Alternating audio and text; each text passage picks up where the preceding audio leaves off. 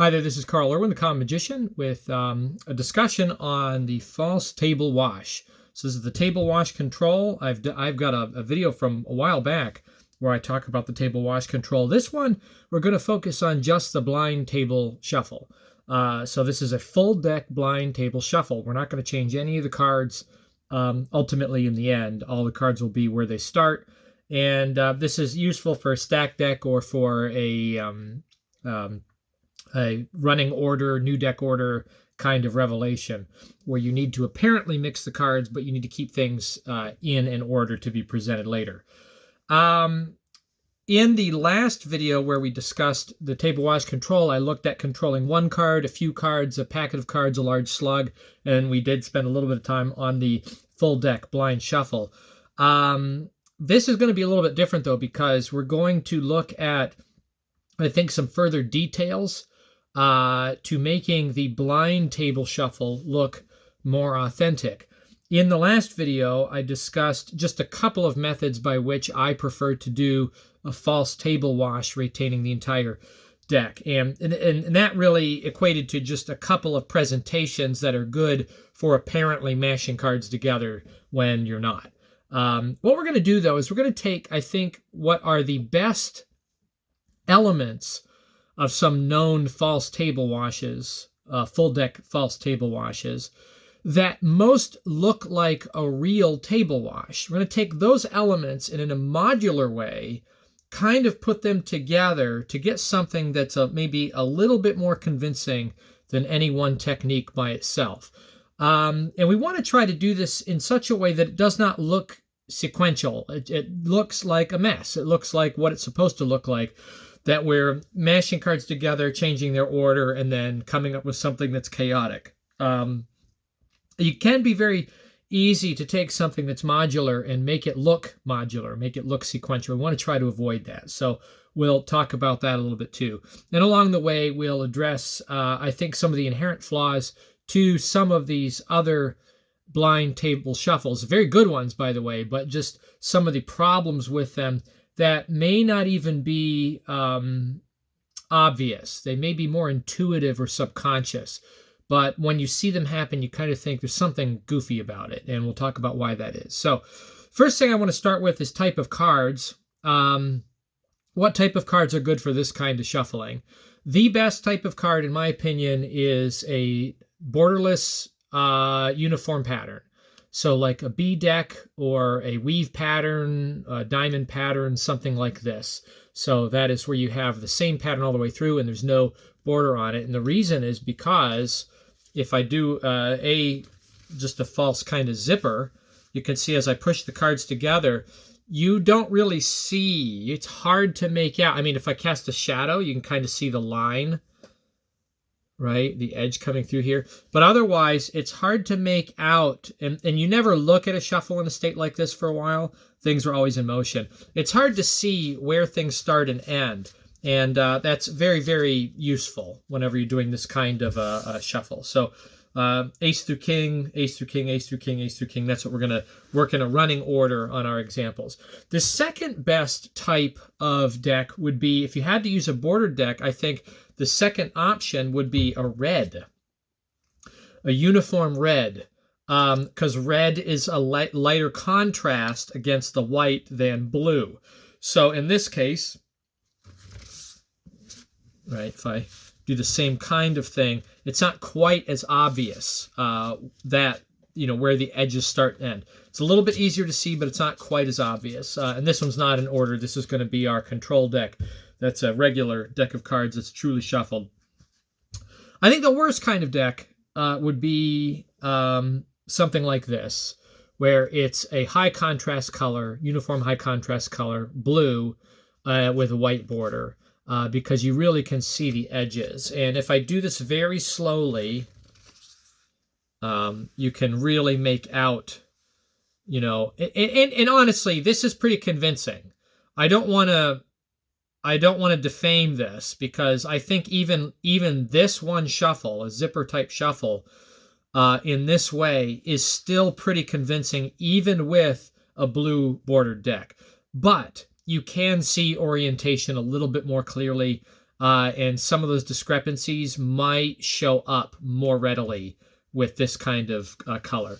Nonetheless, this is going to be the deck we're going to use for this examination, because I want to demonstrate that whatever you do, you can use any cards and it will work. It's not like you can only do what we're going to do here with one type of cards or a certain classification of design.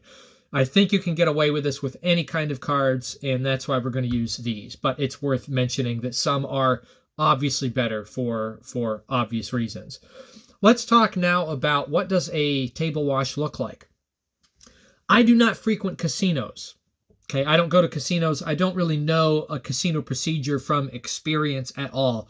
I do believe that when they wash cards, they have to cover, obviously, a wide real estate, and I believe they can't pick cards up. I believe that they do this with the cards only on the table, so that you see kind of open spaces between them. You're covering a wide range so that the cards are disassociated with each other, and you can't maintain a string of cards. Obviously, that's something we cannot do, but it is important to recognize what we can do. We can have a wide area, and we can create the illusion of disassociation. So wide area, pushing cards around, start by smearing them around and getting an open space. I think that's very important. Okay, so that's one thing. Now, if this were a home game kind of situation, or not, in an official capacity in a casino where things are under high security and very controlled for fairness. Nothing's fair in a casino, but in terms of the illusion of fairness, the games themselves obviously are rigged for the house to win, just by design in the long run. But in terms of the fairness of the shuffle, they have this control and the security feature where they have to follow rules. In any other environment, you don't have to do that. And you'll see that some people will do this. They'll pick up cards, throw them on top, take cards from near the top and stuff them in the bottom. You can pick up packets and toss them around. I think this is a very, very good feature. So packet changing. So we have spread, slide, packet changing. And then I think the last thing that's very important in the casino and in the home environment is, because you will have some places like this where you see space between, there's mashing of piles, pile mashing. Piles are being mashed together. You're taking entities here and here, you're pushing them together from all directions so that cards have to find a new order by force, and they come together in a new kind of situation.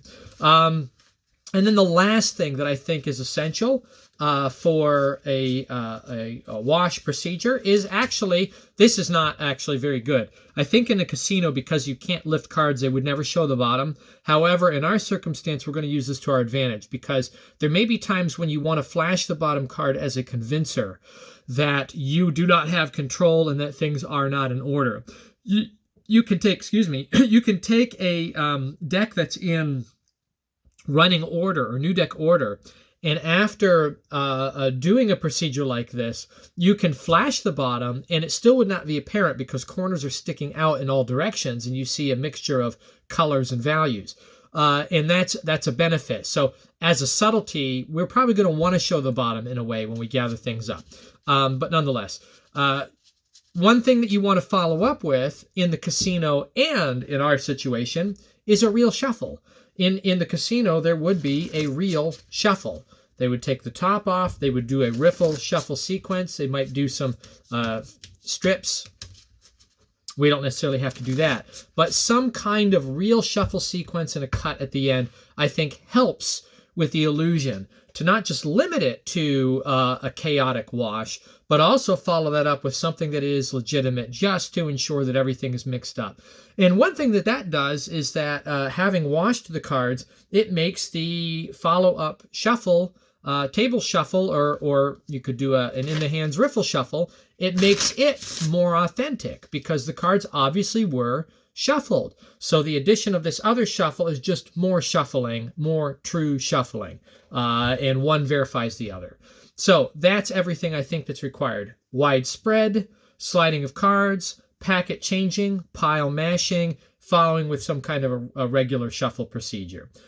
How do we falsify this? Let's look at what we've talked about in the past first. So I have a deck here that is in a running order, ace through king, spades, diamonds, clubs, hearts. We'll do our best to keep it that way and not make mistakes here. But we'll talk about how to avoid mistakes, because this can feel risky, but it doesn't have to be. I think you just have to be very controlled about what you're doing, and know that even if you are very controlled about what you're doing, the illusion still stands up pretty well. Okay, so keep that in mind. You don't have to be out on the edge and walking right on the edge of the cliff to make this look good. You can really keep 20 feet back from the edge, and still it will look good. All right. So first thing, we need a spread, and we need real estate. We need space. So in the past, I've talked about like the cycle. This is a Leonard Green thing where you cycle around, you get the top card to go under the bottom card, and what you have is a step situation where you can bring the cards together like this around a fulcrum in the middle, or an axle, I should say, in the middle, and the cards are still in order. Right? They may be cut if I break this at another part. One way I like to do this is to push forward and break what was the original center, so that you can obviously see that things are broken up. Leonard Green does this where he puts his finger in the middle and he spins them around. It's very comedic. He does this because he's talking about fractal patterns and chaos theory and all this stuff, and it's really cute. I find that this is not a very convincing kind of shuffle, the way he does it. And he's not necessarily trying to be convincing. He's more so trying to be, again, cute and funny in that particular element in his act. However, you can do this in such a way where you break at another place, bring the cards together, and all you've done is cut the cards. So I could show the bottom card is obviously a different one. But really, the truth of the matter is this is just cut. And if I restore the cut, I'm back in order. So that's one that we know. If you take this, I think, a tier up from that, so it's not quite so obvious what's going on, you can do what I've already referenced as the zipper. You spread the cards out in kind of a V pattern. You start up at the apex. Sorry, I'm out of view here a little bit. You start at the apex, and then you start to push together, and you work your way down. And it's like you're closing up a zipper, and cards are mashing together. Then you bring them together front to back, and you've maintained the order. And I think that that's very convincing, although it's very particular. It's a very specific motion. It's not really a wash. So what can you do that kind of gets you the best of these worlds and looks more like the real thing in terms of real estate? I think you start with the cyclical kind of pattern, but what we're going to do is I'm going to leave kind of an appendix laying out, an extra spot. We're going to make a kind of a horseshoe pattern or a heart, and you just want to try to make it so that it's got this, it looks like a colon actually with an appendix, if you think about it, but it's kind of a sort of nondescript sort of shape here, but it's in a cycle. And now what we can do is we have space. We're covering a lot of area. There's a big gaping hole in the middle that we want to close up immediately, but we do have spread, and that's good. One thing that also we get out of doing this is by rotating the hand and doing this, we start to get a disoriented shape in terms of the cards. One thing that can help with these effects and using cards like this that are bordered and high contrast is that if the cards at the onset have a rotation to them, a disordered rotation, it's a lot harder to see the discrepancies when that is the case. So just by spreading in this way, by rotating the hand, getting an unusual shape, we get that. Okay, now what we can start doing is pushing together. This is in pretty good shape right here. What I might want to do is push together kind of out in front of that, rather than keep this in line. I don't want to see a line. But again, I'm pushing forward and towards the middle, and I'm closing up this space. Now I've done pretty well to close up the space, and I've got this little tail hanging out. I'm going to get to this next thing. So we've done a spread and sliding. Now we're looking at a packet changing. I've left this appendix here so I can grab a chunk of cards and throw them on top. This is the true top.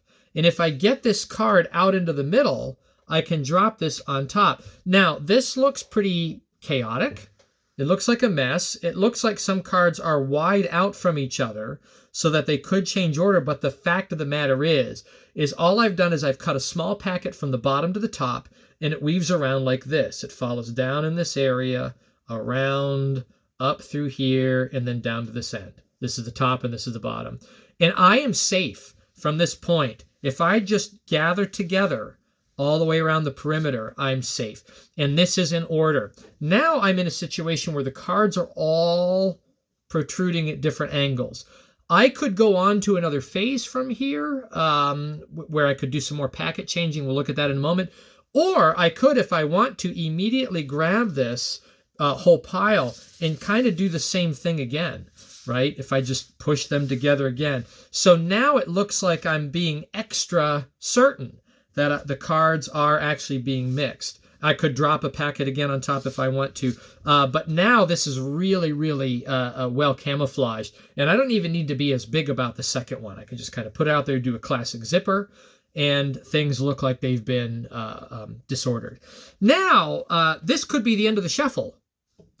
In normal case, this would be the end of the shuffle. It's a blind shuffle. It looks pretty authentic, but there's more that I could do. I could do more in the way of some packet changing, actually changing the order of packets of this pile. And one way I could do this is treat it kind of like a false triple cut that gives only one actual cut. You can do this with a real deck of cards in order in the hand, and you can spread off a pile and drop it. And then you can spread off a pile from the bottom, drop that on top, and then drop the remaining pile on top. And all I've actually done is I put the small packet from the top on the bottom.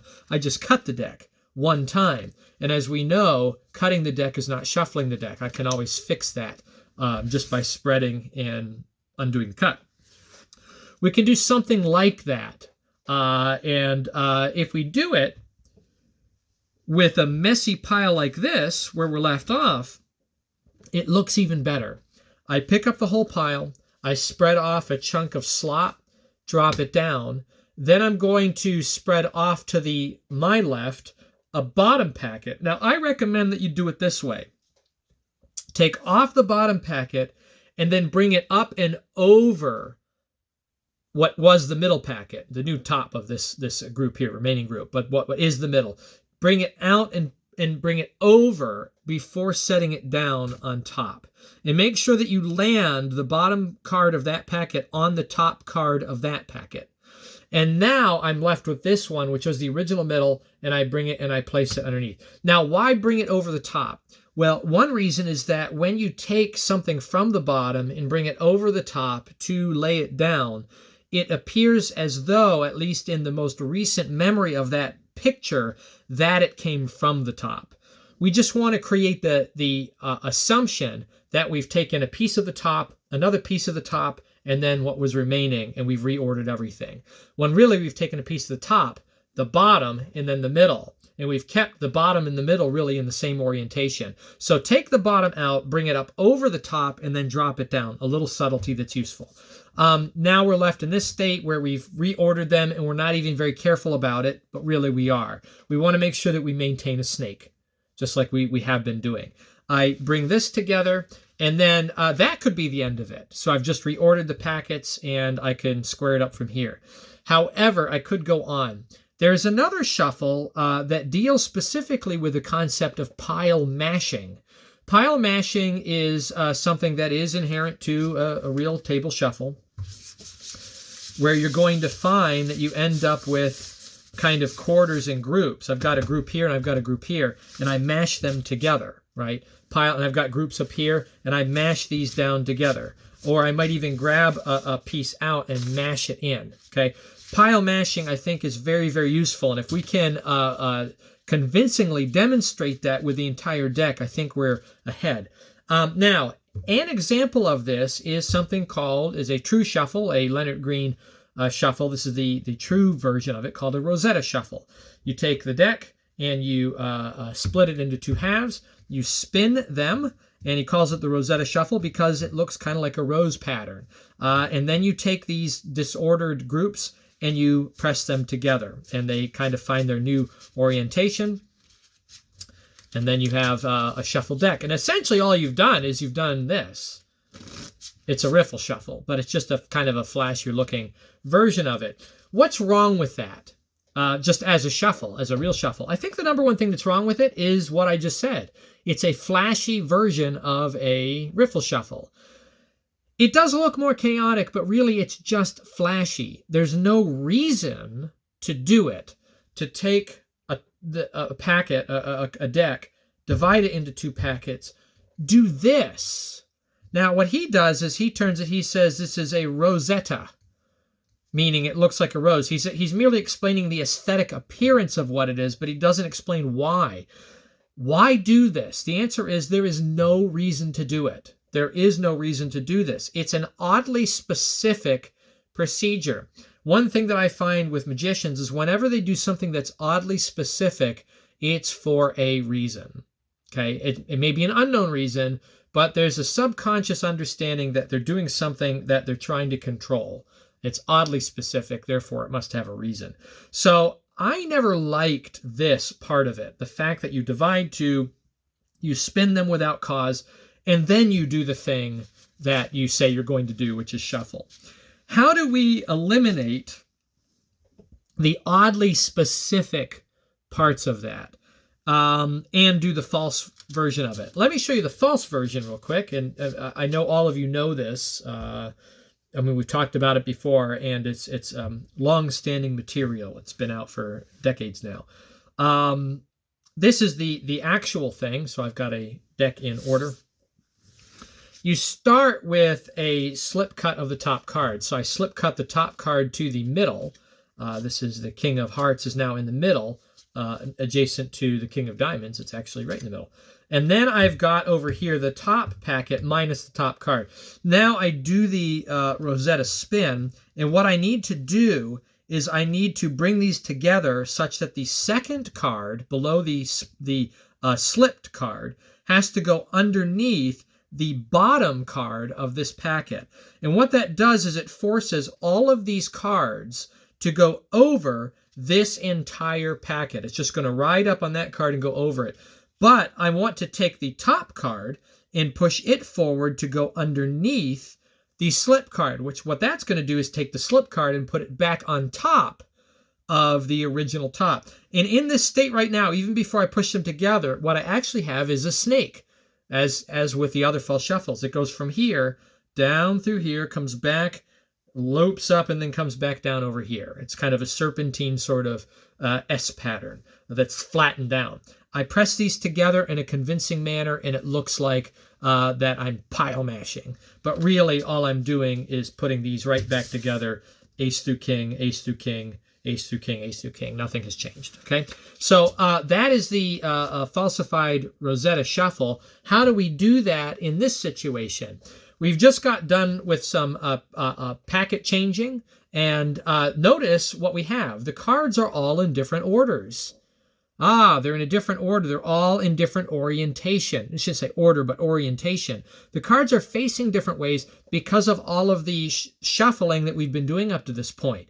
We have been sliding them around and turning them such that we now have essentially a much more sloppy variation on what you're trying to accomplish with the Rosetta Shuffle. I've eliminated that. I don't have to do that for no reason. It's already done for me. So what I do is I take this whole pile and then I spread it out in front of me, and I slide off without any reason, just because I'm sliding wide. I slide off the top card, and as I pick it up, I separate in the middle so I can see some table between one side and the other. And I just throw this on the opposite pack. So I take it from here, slide it off, and throw it over there. So at more speed, right? You're here, you take the whole thing very smoothly, slide it out, separate it out, throw it on top. Now what I've done is I've done the slip cut. I don't have to explain it. It's a mess. I'm just throwing stuff. I'm changing. I just got done changing packets over here anyway. I did some packet changing in the first wash. I'm just doing more of it. I throw that over there. No one even knows how many cards I threw. I threw one, but it looks like anything, right?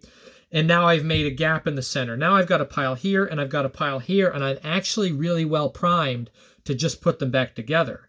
I just grab the ends and I push forward, and I can get very immediate control over this card and this card. If I just pinch on this card over here, and then I push down on this card over here, I can literally just pick this up and set it back on. And now I'm free to take my top card, literally pick it up right off the top, and push the top cards over here on top of that. And then I can push this together. And it looks essentially like the Rosetta Shuffle, but without the highly intentional actions of that shuffle. What it actually looks like is that's what we want, okay? A table wash does not need to look like I take a packet here, I take a packet here, and we push them together. In fact, go ahead, you push them together now. That's how that's done. A table wash needs to look like okay? That's what we're trying to do. So I got the benefits of that, and now I've got a full deck pile mash, right? That looks pretty convincing based on that other Leonard Green shuffle. And now I'm kind of at the end. What I can do is I can flash the bottom because I have cut the top to the bottom at a couple different points there. I can square this, even with the deck in running order with some finger coverage. I can square this all up and you wouldn't know it. And now I can pick this up, spread in front of me, just to say, as if to say, aha, yes, shuffled. I cut wherever my break is for the bottom. It could be here or it could be up here, depending on how you do it. I separate and then I bring these back together, putting the top back on the top and the bottom back on the bottom, square up. And now I come to the last element, which is a regular shuffle cut sequence. I could do any one. I can pick it up. I could just do a false in the hands riffle shuffle and a false cut, but just adding on some other kind of a riffle shuffle, a natural shuffle, I think is very, very helpful. I could pick up the deck and do a false overhand shuffle, just, kind of I do the optical shuffle in this way. The optical shuffle is supposed to be done so that you're looking at it and it's an illusion. I do the optical shuffle by not letting you see it whatsoever.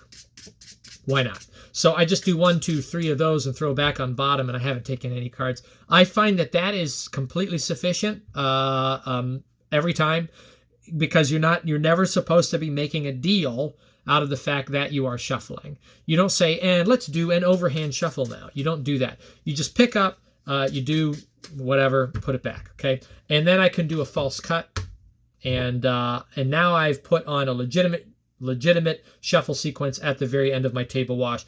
Boy, this looks fair. But, as you know, we're actually in running order still. Nothing has changed. Okay. Now, that's a lot. Let's do this again, and I'm going to talk through each thing fluidly, and then I'll do it once more without any kind of talking. Okay, which I put a demo video up doing some of these principles earlier in the week. You can find on the YouTube channel. So, first thing, pick up the deck. We need to make some kind of a wide spread. So I leave a little appendix down here, make a pattern, and then I'm going to start to push together, pushing central and in, pick up a packet, drop it on top. I could do this again. Just take my pile, bring this all together, maybe change order again. Then I pick up, take a packet, drop one from the top down, one from the bottom, put the middle back on top. I've only merely cut the cards. Then I can take the cards, spread them out, get some separation in here. And then all I need to do is get this kind of put back together, mash it, square it up, take a look, reorient the deck, false in the hands riffle, false cut, and I have washed the cards as far as anybody knows. But actually, everything is still in order. Okay, so that's talking it through piece by piece. If I'm not talking it through and just doing it, it would look something like this.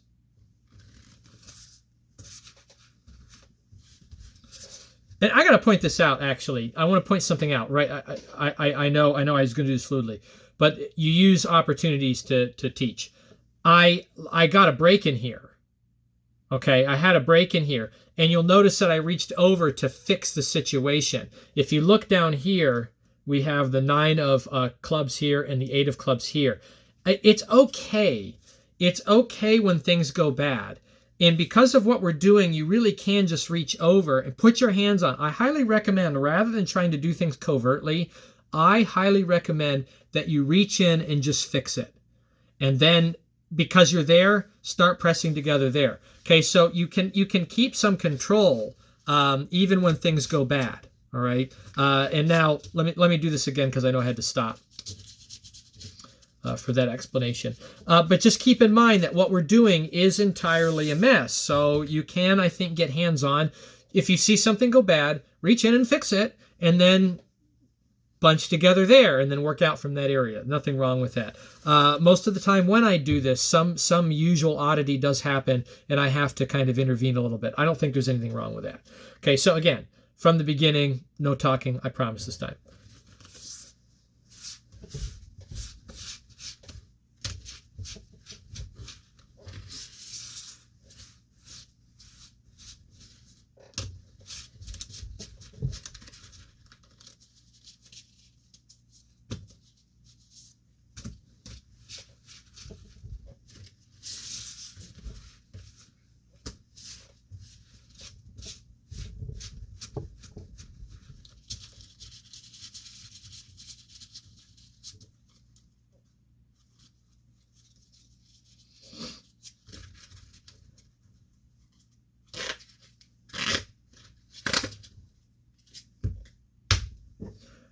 And not everything about that was smooth. I mean, there's a lot of rough moments in there, and it doesn't matter. It really doesn't matter. Now, not making mistakes. This is an unusual, I think, analogy, but a good one. Especially when it comes to cards and applicable because of where card magic comes from. Card magic comes largely from gambling, right, and card cheating. And, to think about the height of gambling and card cheating, you go to the American West, the Old West, right? And there was a big figure in the Old West. He was a lawman, a controversial lawman. His name was Wyatt Earp. You've heard the name before. And he actually wrote a bit of a treatise on gunfighting because he was involved in a couple of gunfights. And one of the conclusions he made about gunfighters and gunfighting was going too fast is a mistake. Everyone thinks gunfighting is about having the quickest draw and beating fast. And he said it's actually the other way around. You want to go slow enough to be accurate. Go slow enough to be accurate. That is who lives. That was his conclusion and his finding. That you want to move at a fluid, smooth, slow pace to ensure that you are not making the errors, whereas your opponent is moving quickly and making many errors. I think that is entirely applicable to this kind of stuff or any kind of sleight. It is better to be methodically slow, adequately slow, not slow, but adequately slow and smooth in order to be accurate.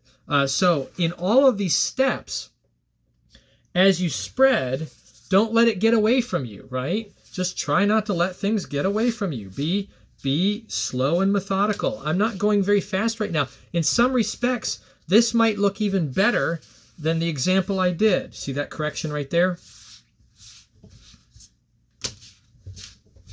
Okay, and again, and if you go slow and methodical, you're more able to make some corrections. So you can see I'm not exactly being quick about this. Even right here, I'm not really being quick about this, right? Even right here, I'm being very methodical about this. I literally picked it up and put it on top of where it needs to be. The illusion can stand on its own. You don't really have to help it that much, right? With speed. Speed is not really that important. Even with this extremely awful in the hands riffle shuffle that I do all the time, if I do it very slow and methodical, even that is okay, right? Because you can't see any of it. I cover it all up. Even with a false cut, right? Slow and methodical is better. Slow and methodical, slow enough to be accurate. That's what you want to do. Slow and bumbling, bad. Smooth and slow. Slow enough to be accurate is the way to do it. You don't, and at the same time, you don't want to be slow, and you don't want to be so slow that people can reason it out. It's not like you're going to do this. Okay, everybody, take a picture. Okay, take a picture. Everybody see it? Do you see what's happening? Everybody see what I'm doing? I'm pretty clever, aren't I? Take a picture. Do you see it? Come right in here so you can see it. We're never doing things like that. We're always moving. We're always moving. Always keep motion going. That's the most important thing. That you never really pause and stop. Always keep the motion moving. Always something in motion. As soon as you're done with that, immediately go into the next thing, right? Keep the motion moving. As soon as you're done with that, go into the next thing, right? And as soon as you get here, keep moving. Go into the next thing. Whenever you have to fiddle, add more nonsense fiddling. Okay? Cover unwanted big motions with other big motions. You can do things like that too. Yeah, we're shuffled, but just for good measure.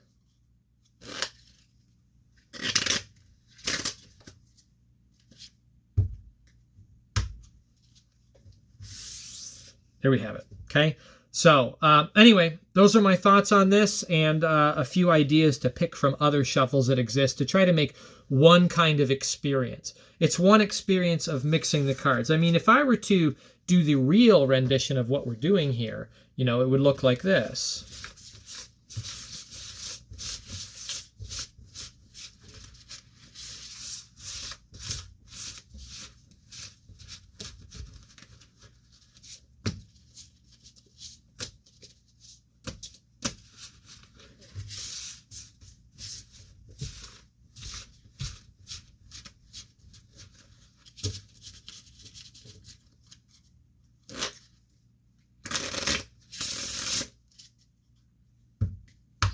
You see what I mean? So that's a shuffle that looks like the false sequence, the false, experience that we just did. But it looks like one big shuffle. It looks like one big kind of, one big messy thing. Again, we're going for, when we do this, we're going for blah,